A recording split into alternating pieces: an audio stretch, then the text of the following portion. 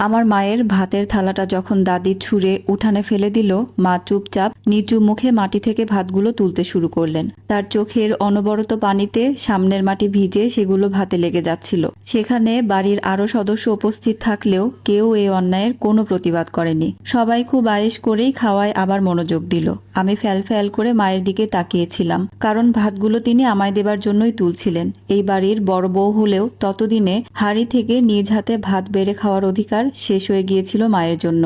আমার মা ছিলেন এক দেখাতেই পছন্দ হয়ে যাবার মতন সুন্দরী। সেই রূপে পাগল হয়েই বাবা তাকে বিয়ে করতে মরিয়া হয়ে গিয়েছিলেন, কিন্তু কেউ এই বিয়েতে রাজি ছিল না। আমার নানার বাড়ির অবস্থা খুবই গরিব, বাবার সাথে তাদের কোনোভাবেই যায় না। অন্যদিকে আমার দাদি বরাবরই এই বাড়ির মাতব্বর। তার ভাষায় এমন চাকর শ্রেণীর বংশ থেকে আসা মেয়ে কখনোই তার বাড়িতে পা রাখতে পারবে না। বলা বাহুল্য, মা নিজেও রাজি ছিলেন না, কিন্তু বাবা সবাইকে নানান কিছুর মাধ্যমে কিভাবে যেন রাজি করিয়ে ফেলে। একদম বিনা যৌতুকে বিয়ে সম্পন্ন হয়ে যায়। মা রূপবতীর সাথে ছিলেন ভীষণ গুণবতীও। এত বড় বাড়ির সব কাজ হাসি মুখেই নিজে হাতে করতেন। দাদিও ধীরে ধীরে একটু নরম হতে শুরু করেছিল ওনার ওপর, কিন্তু ভাগ্যের লিখন কি আর চাইলেই বদলানো যায়? বছর খানেকের মধ্যেই সেই রূপের মোহ কেটে গিয়ে বাবার আসল রূপ বের হতে শুরু করে। ততদিনে আমি পেটে।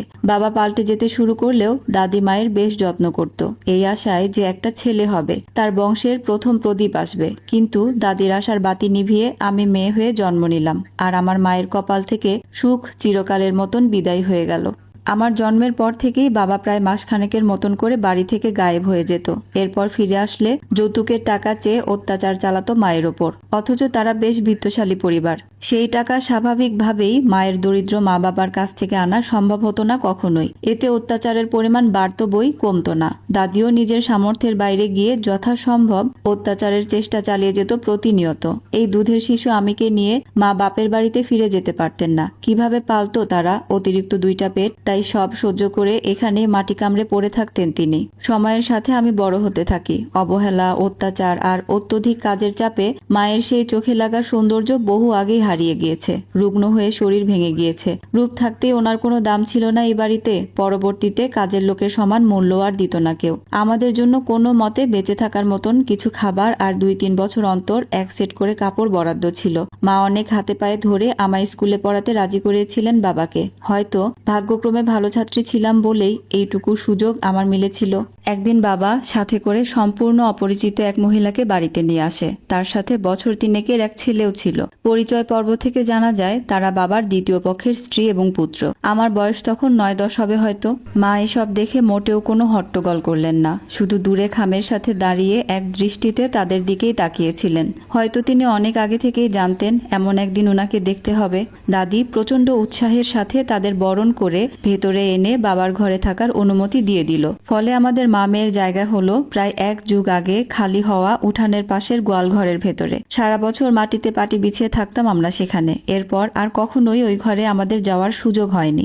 ধীরে ধীরে সব চাচাদেরই বিয়ে হয়ে যায়, আর ভাগ্য করে কিভাবে যেন ওনাদের বউগুলো ছিল আমার দাদির স্বভাবের কাছাকাছি। ফলে মায়ের আর কখনো ভালো দিন দেখার ভাগ্য হয়নি এই বাড়িতে। তবে আমার ছোট চাচি ছিলেন কিছুটা ভিন্ন ধরনের। তিনি ছিলেন খুবই স্মার্ট আর শিক্ষিত একজন মানুষ। একমাত্র তিনি আমায় আদর করতেন, মাকে বিভিন্ন কাজে সাহায্য করার চেষ্টা করতেন। ছোট চাচা পছন্দ করে বিয়ে করেছিলেন ওনাকে, উনিও চাচাকে পছন্দ করতেন। বিয়ের মাত্র 5 মাসের মাথায় একদিন কি নিয়ে যেন প্রচন্ড ঝগড়া হচ্ছিল দুজনের মধ্যে। চাচা বাড়ি ভরা মানুষের সামনে চাচিকে বলে বসে, তোর মতন বন্ধা একটা মেয়ে বিয়ে করাই উচিত হয় নাই আমার। দয়া করে যে উদ্ধার করছি বাপ মায়ের ঘাট থেকে, পোষাইতেছে না আর এখন। বিয়ের অনেক আগেই ছোট চাচি এক দুর্ঘটনায় মা হওয়ার ক্ষমতা হারিয়ে ফেলেন। চাচা সব জেনেই ওনাকে বিয়ে করে, আর এই কথাটা সে বাড়ির কাউকে বলেনি। সেদিন তার মুখে সত্যি জানার পর দাদি মুহূর্তেই ক্ষেপে ওঠে, কি তুই বাজা মেয়ে মানুষ ঢুকাইছিস বাড়ির মধ্যে? চাচার সেই কথা শুনে চাচি মূর্তির মতন স্থির হয়েছিলেন কিছু সময়। দাদি সম্ভবত ওনাকে কথা শোনানোর জন্য মুখ খুলছিল আবার, কিন্তু তখনই তিনি সশব্দে চাচার গালে একটা চড় মেরে বিনা শব্দে নিজের ব্যাগ গুছিয়ে বাড়ি থেকে বেরিয়ে আসেন। এরপর নিজেই ডিভোর্সের কাগজপত্র পাঠিয়ে দেন।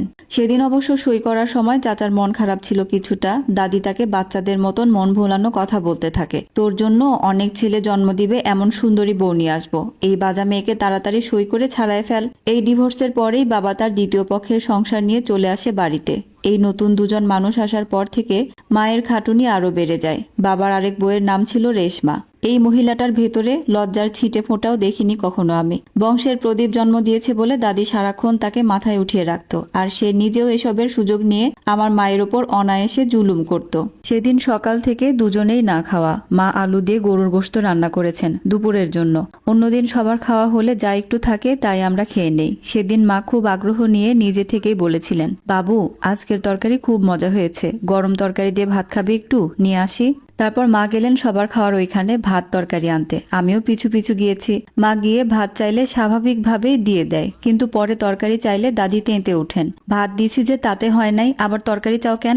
মা কাচুমাচু করে জবাব দেন, আম্মা বাবুর জন্য একটু যদি দিতেন, আমার মেয়েটা অনেকদিন কোনো গোশত খায় নাই। তোমার বাবুরে তরকারি দিলে আমার এতগুলো মানুষ খাবো কি? যাও তো এখান থেকে, খাওয়ানোর সময় এত প্যান প্যান করো না তো। আমি দূর থেকেই দেখছিলাম। মোটামুটি বড় একটা পাতিলে রান্না হয়েছে, সবাই অন্তত 2 দিন ভালো মতন খেতে পারবে। আমি তো আর হাতি নই যে পুরোটা একবারই খেয়ে নিব। মা আবারও মিনতি করে বললেন, আম্মা গোশত না দেন, অন্তত 2 টুকরা আলুই দেন, সকাল থেকে কিছু খায় নাই বাবু, ছোট মানুষ।